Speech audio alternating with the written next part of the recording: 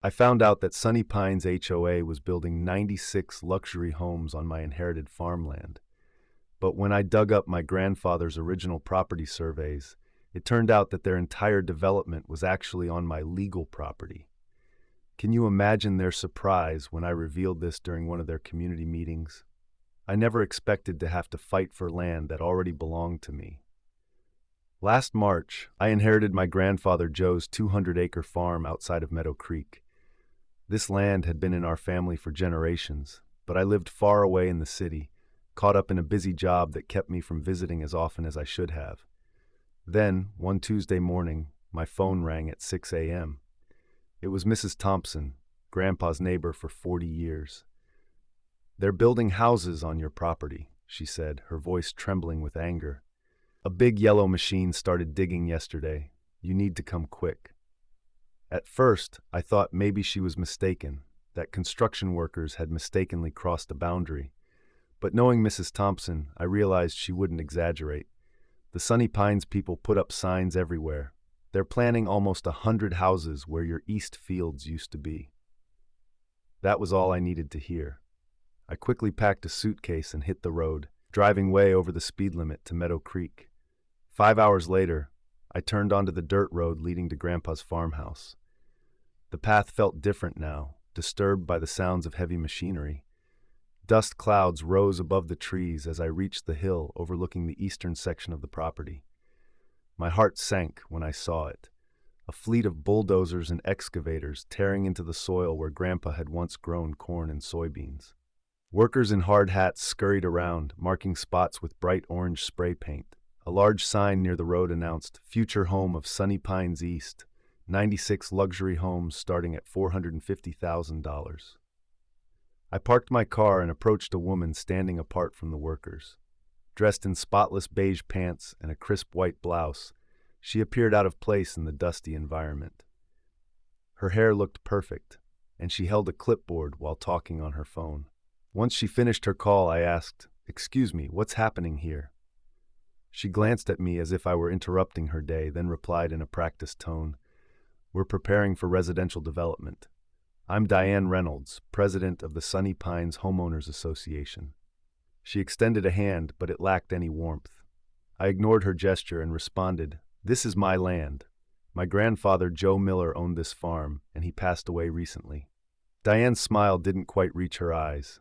There seemed to be a misunderstanding about Sunny Pines' development. She explained that they had purchased this piece of land last year and had the necessary permits and approvals. My heart sank. If you've made it this far and are enjoying the drama of these HOA stories, you're not alone. Don't miss out on the rest of the story. Hit that subscribe button and stay tuned for even more shocking twists. "That's impossible. My grandfather would never sell this land," I replied, desperate for clarity. "Perhaps he just didn't mention it to you," she said, almost sympathetically. "The sale was finalized 9 months ago, and we've been planning this expansion for quite some time." Thoughts raced through my mind. Grandpa had been unwell in his final months, but his mind was always clear. He wouldn't have sold the farm without telling me. Something was definitely off. "I need to see those documents," I insisted. "You're welcome to contact our legal department," she said, handing me a business card. "But I assure you, everything is in order. Now, if you'll excuse me, we have a schedule to maintain."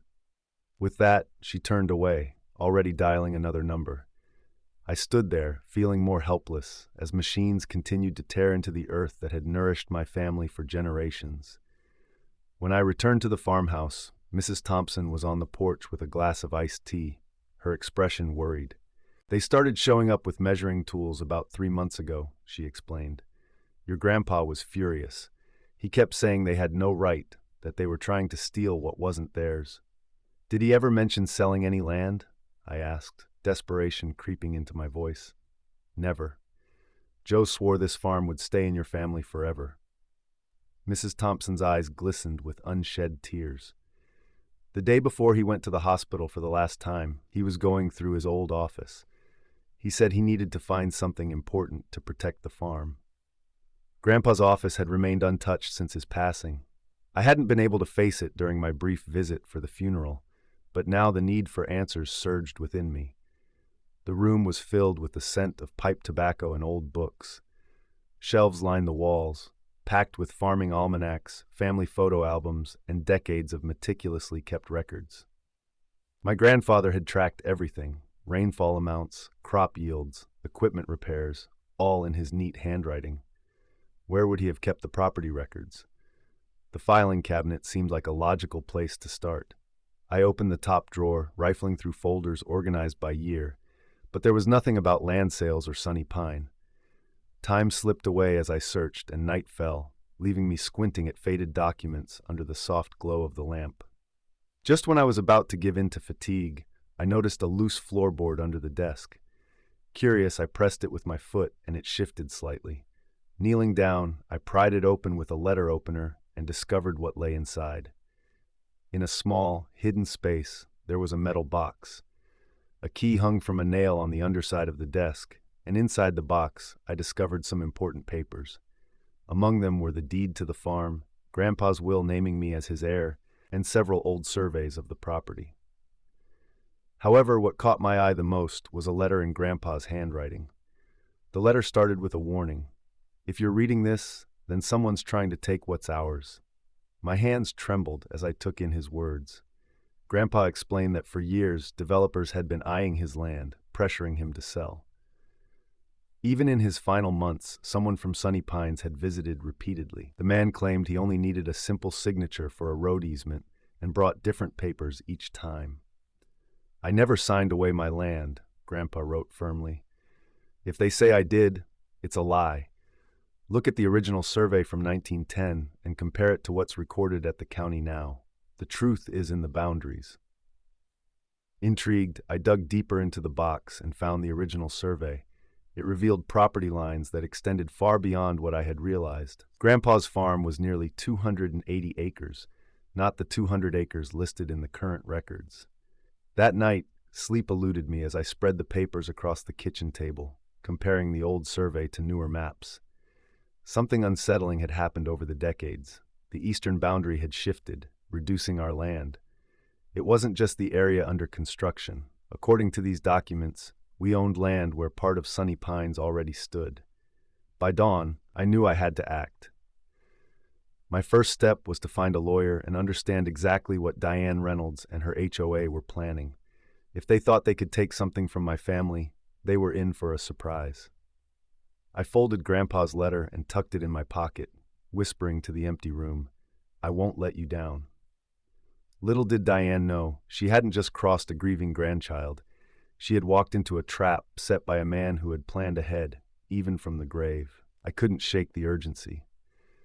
By 8 a.m., I found myself waiting outside the office of Walter Franklin, the only property lawyer in Meadow Creek. His secretary looked taken aback when I requested an emergency appointment, but she managed to fit me in before lunch. After I explained my situation, Walter, who appeared older than I anticipated with his thick glasses and bow tie, said, "So you believe Sunny Pines is building on land that belongs to you?" With that, I spread the documents across his desk, ready to take the next steps. Walter pored over original surveys from 1910, which had been updated in 1978, comparing them to the latest county records. As he followed the boundary lines with his finger, I noticed his eyebrows lift higher with each passing moment. Finally, he remarked, "This is highly unusual. According to these original documents, your property extends nearly half a mile further east than what's currently recorded." This revelation meant not just the construction site was at stake, but also the existing Sunny Pines clubhouse and around 20 homes built 5 years ago. As I connected the dots for him, Walter took off his glasses and rubbed his eyes. "A boundary dispute of this size won't be simple," he admitted. "We need to figure out how and when these changes were made in the official record." He reached out to the county assessor's office, placing the call on speaker.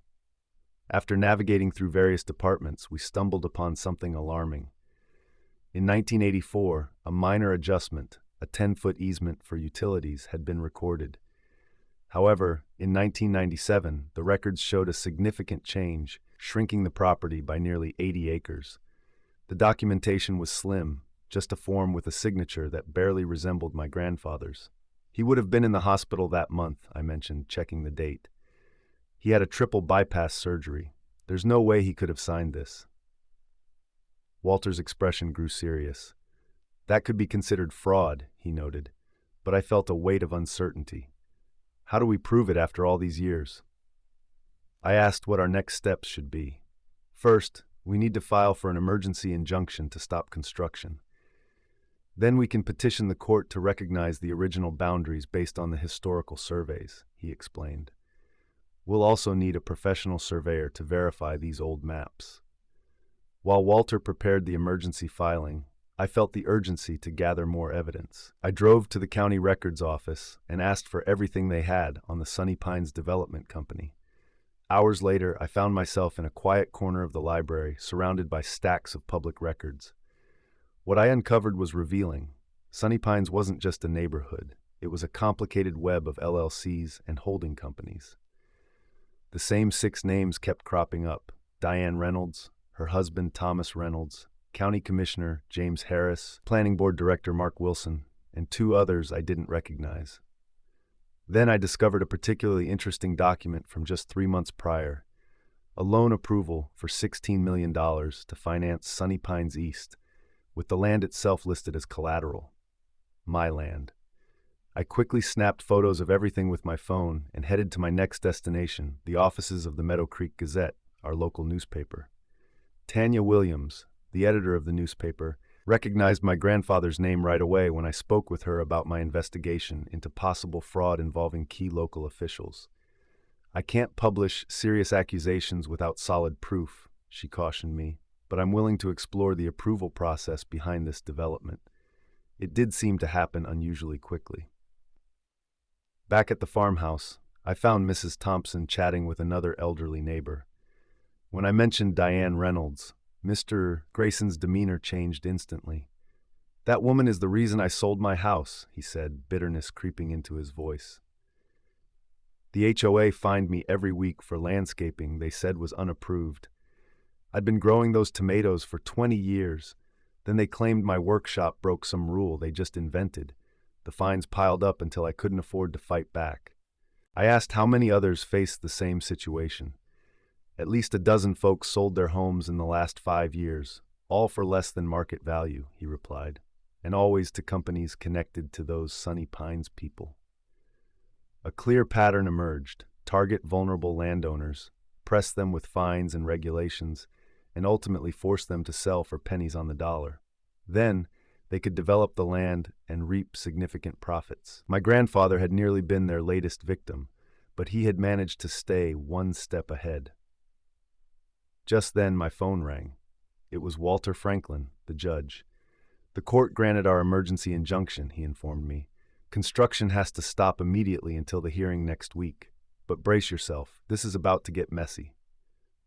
I thanked him and drove back to the construction site, the court order in hand.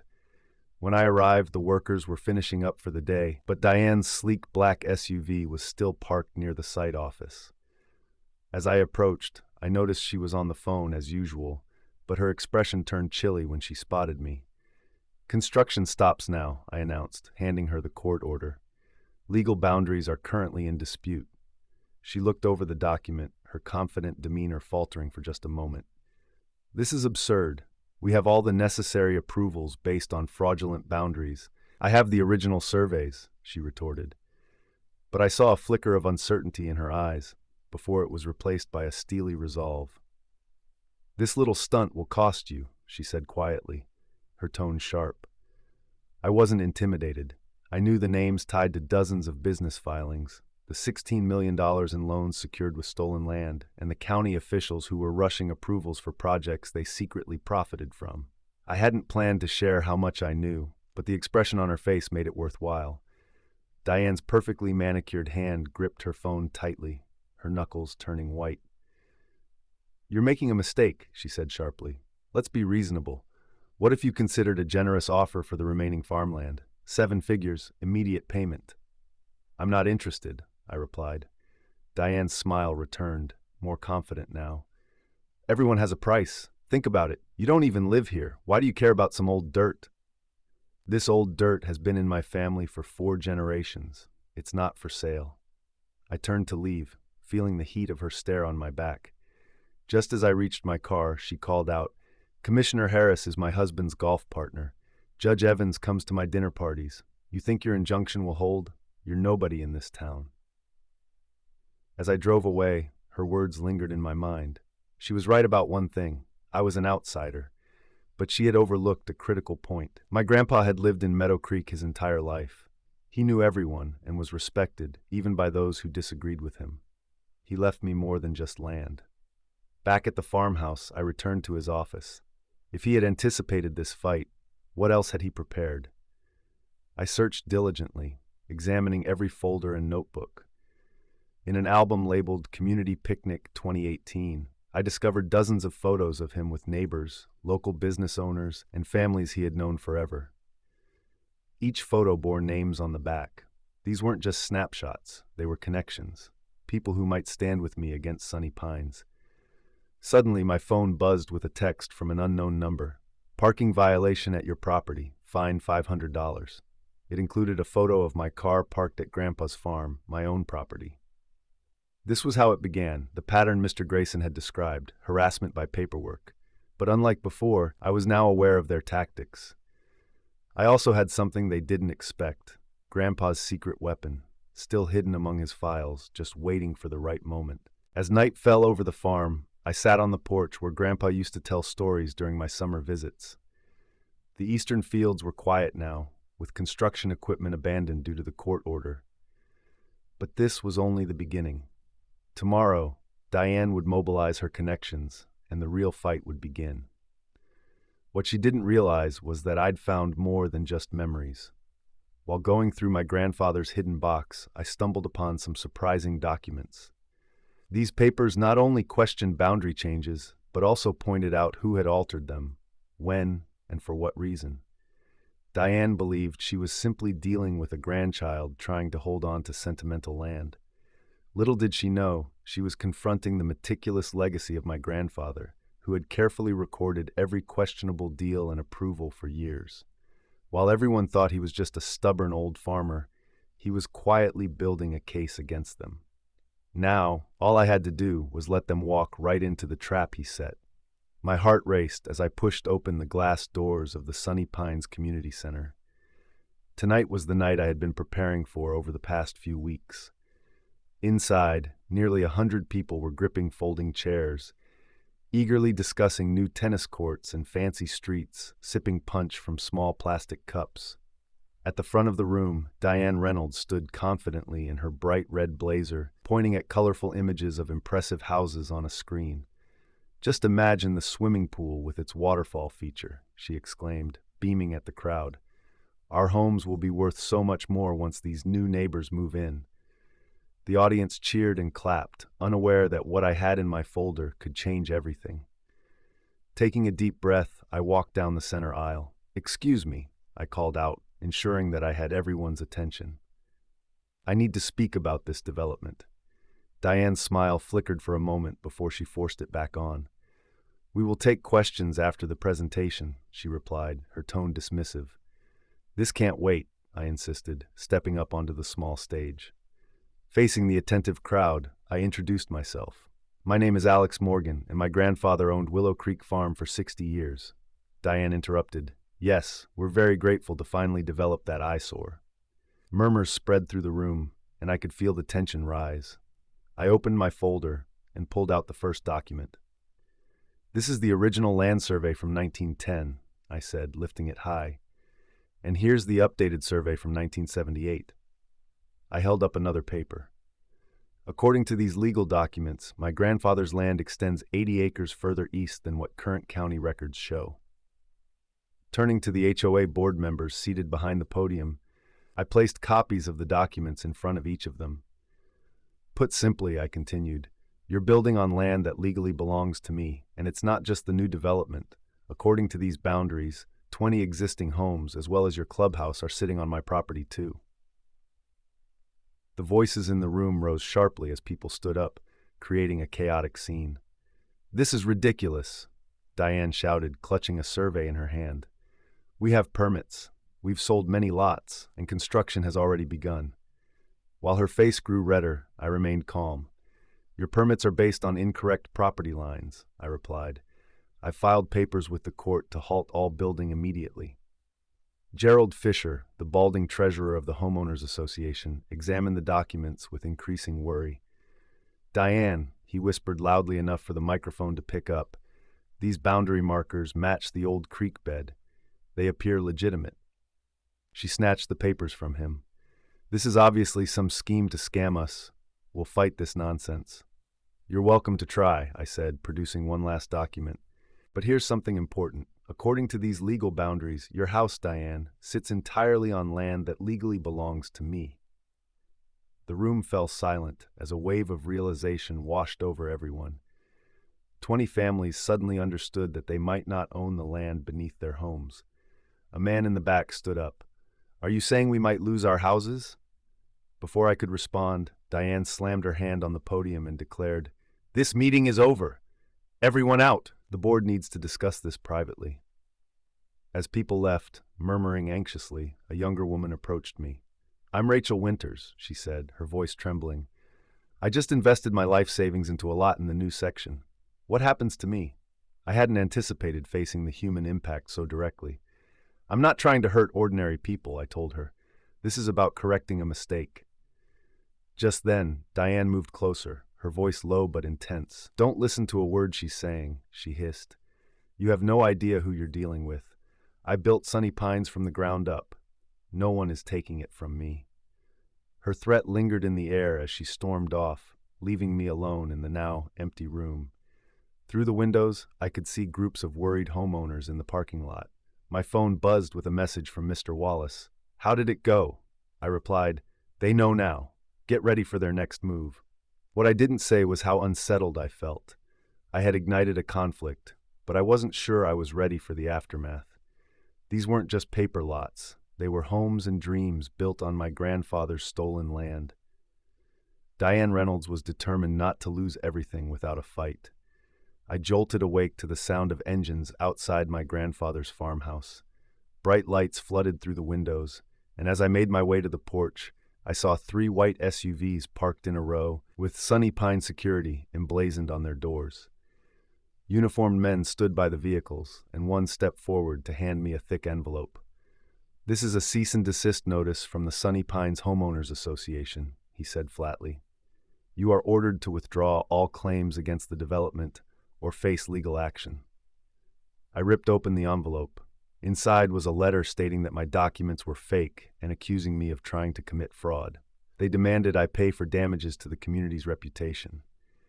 You can't be serious, I protested. The man shrugged. Just delivering the message. Have a nice day. He returned to his vehicle, but they didn't leave. Trying to head into town for breakfast, I found large concrete blocks had been placed across my driveway overnight. Sorry, sir, one guard said without much remorse. This access point hasn't been approved by the development committee. It's been closed for safety reasons. I was trapped on my own property. I called the sheriff's office, but they couldn't help with a civil dispute and suggested I get a lawyer.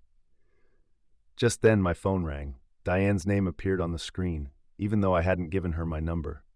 Good morning, she said sweetly. Enjoying the view? This is harassment, I replied. You can't block access to my property.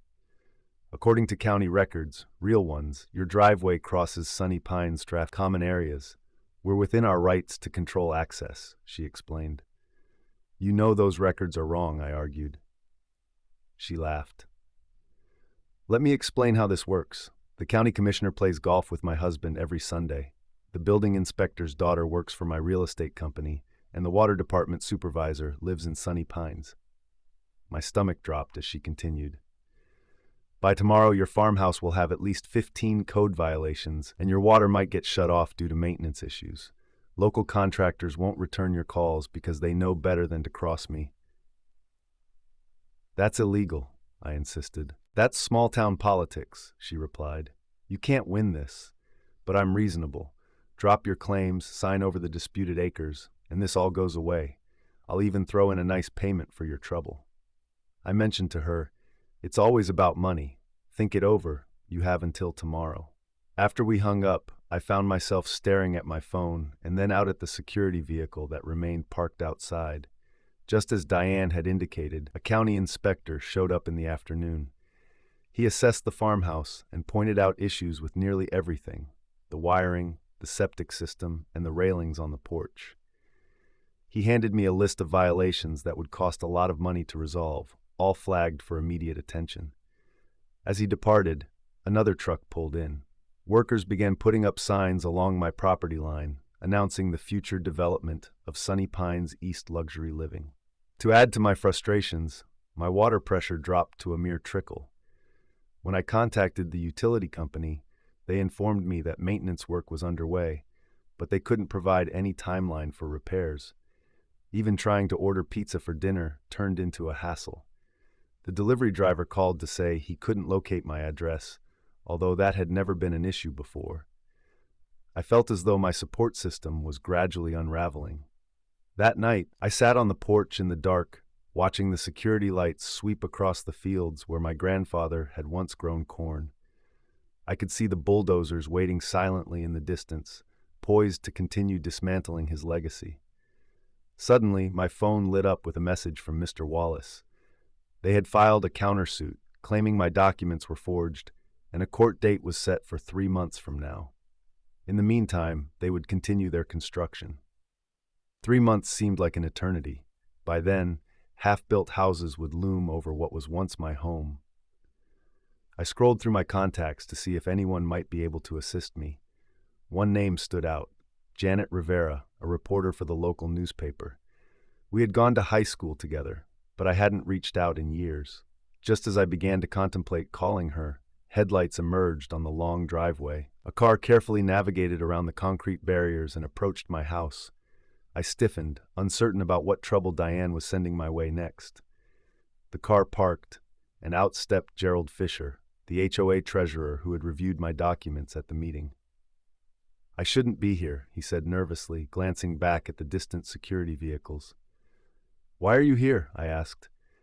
He pulled a flash drive from his pocket. "Because what she's doing isn't right. I've been keeping the HOA books for 7 years, and there are things you need to see." I invited him inside to discuss away from prying eyes.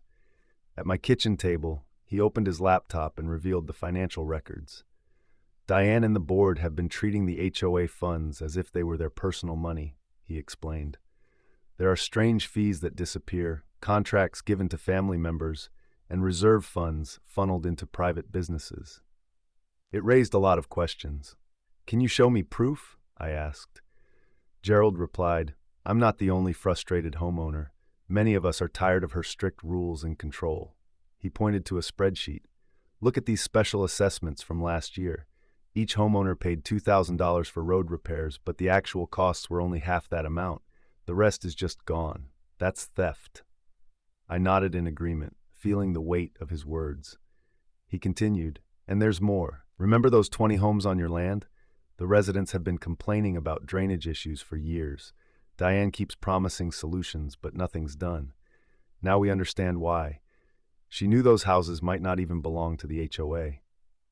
In that moment, my phone buzzed.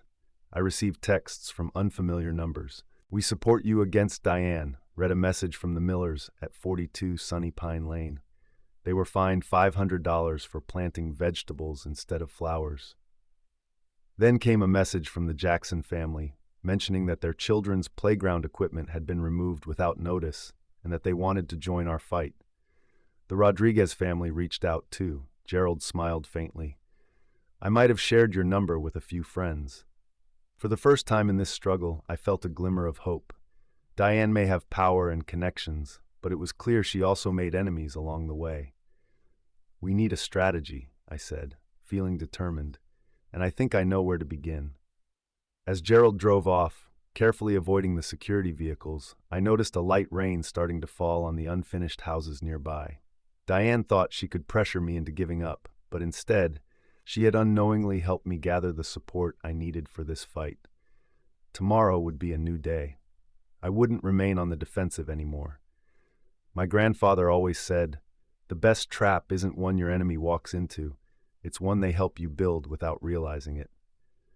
Diane had just handed me the final pieces I needed. After losing access to my water yesterday, the electricity followed this morning. I stood in my grandfather's kitchen, staring at the spoiled food in the warm refrigerator. Diane thought she could scare me off my own land by making life unbearable, but she had underestimated me. I grabbed my notebook and set out with a clear purpose. If Diane wanted a fight, I needed to rally allies. The first person I decided to visit was Mrs. Neese. Mrs. Thompson opened the door wearing a flowered housecoat, and I couldn't help but notice the surprise on her face. "They shut off your utilities?" she gasped. "That's illegal." "Just like building on my land," I replied. I had heard that Diane had connections at the county office, and I needed more names of people who shared our frustration with the HOA. Her eyes brightened. "Oh, honey, grab a chair. This might take a while." She shared 15 names with me. Families fined for things like having the wrong color mailbox. There were elderly couples threatened with liens because their grandkids visited too often, and a single mom who couldn't pay the $900 fee to put up a small fence for her toddler's safety. I spent the day knocking on doors in Sunny Pines.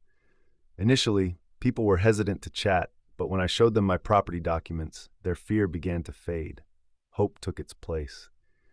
Sarah Jenkins, whose garden had been forcibly removed, welcomed me in for a glass of lemonade.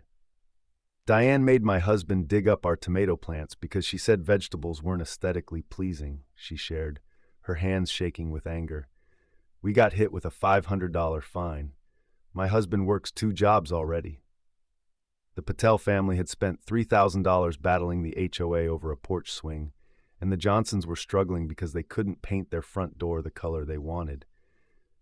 Everything looked the same, beige houses with white trim. "It's not just about the rules," Trevor Martinez explained, nodding as his wife Maria agreed. "It's how they enforce them. Diane drives around taking pictures of violations. Some people get warnings, while others receive instant fines. It's just not fair." By sundown, I had spoken to 27 families, all sharing similar experiences and fears of Diane Reynolds. I decided it was time to call Mr. Wallace, my attorney. "Can we legally create a competing homeowners association on my land?" I asked. "Absolutely," he answered. "But what about the existing homes?" "That's where it gets interesting," I said. "I'm going to need the community center for a meeting tomorrow night." Mr. Wallace laughed. "They'll never let you use it." "They don't own it, I do, according to my property lines," I reminded him. The next day, I printed 200 flyers, announcing an emergency community meeting about the potential risks to our homes. As darkness fell, the community center filled to capacity. 97 families made it, some standing against the walls when the chairs ran out. Diane arrived last, pushing through the crowd, her face a mask of rage. "This meeting is unauthorized. Everyone needs to leave immediately." Sarah Jenkins stood up, ready to speak out. "Have you taken enough from us already?" The room filled with applause, and I raised my hands to quiet everyone down. "I'm not here to create trouble," I began. "I came because my grandfather's land was taken from us, but I've realized that I'm not alone in this." Over the next hour, the residents shared their own stories of how the Homeowners Association, or HOA, had wronged them. Emotions ran high. Some shed tears, while others spoke with shaky voices. In the back, Diane sat rigidly, furiously typing on her phone. Once everyone had shared, I took a breath and said, "Here's what I suggest. We form the Meadow Creek Homeowners Coalition. Together, we can negotiate fair property lines, create a new community agreement with reasonable rules, and ensure financial transparency." "You can't do that," Diane shouted back. "These homes are bound by a contract to Sunny Pines HOA. I held up the original land survey contracts. "Those contracts, based on fraudulent property ownership, aren't valid, Miss Reynolds. I'm not looking to take anyone's home. I'm here to fix what's broken." The support was overwhelming. 90 families joined the coalition almost immediately. As people left, buzzing with hope, Gerald Jenkins, the treasurer of the HOA, approached me quietly. "There's something you should know," he whispered, glancing nervously at Diane. "The HOA finances, they don't add up. Monthly dues keep increasing, but our reserves are shrinking. I've tried to investigate, but Diane manages all the accounts." I placed a reassuring hand on his shoulder. "Would you be willing to show me the books?" He nodded. "Tomorrow morning, my office." Just then, Diane stormed over, pointing a finger at me. You've made a terrible mistake. By this time tomorrow, you'll regret coming to Meadow Creek." "Is that a threat, Miss Reynolds?" I asked. "It's a promise. I have the county commissioner, the police chief, and the local judge on speed dial. This rebellion ends now." What Diane didn't realize was that I had invited a reporter from the Meadow Creek Gazette to quietly observe the meeting. Every word had been recorded, every threat documented. As Diane slammed the door behind her, my phone buzzed with a text from Mr. Wallace. "The environmental survey results came in. You won't believe what's on that land." I smiled to myself. Diane thought she held all the power, but my grandfather always said that the truth is the strongest weapon of all. Tomorrow, the truth about Sunny Pines HOA would be in the headlines. I woke up to police cars surrounding my grandfather's farmhouse. Through the window, I spotted Diane standing next to a tall figure. A man in uniform stood at my door announcing, "It's time to face the music. You're trespassing on private property." I greeted him with a calm smile. "Actually, Chief Williams, I think you'll find I'm the legal property owner." I handed him a folder containing my grandfather's original land surveys and deed. Diane, standing beside him, interjected, "These documents haven't been verified." Just then, a woman stepped forward from a parked car. "I'm Carolyn Mitchell from the county records office," she said. "We pulled the original surveys last night after receiving some concerning reports." I noticed Diane grow pale. "What reports?" I asked, gesturing toward the farmhouse. "Perhaps we should discuss this inside. Coffee is ready," I suggested. 15 minutes later, an unexpected meeting was underway at my kitchen table.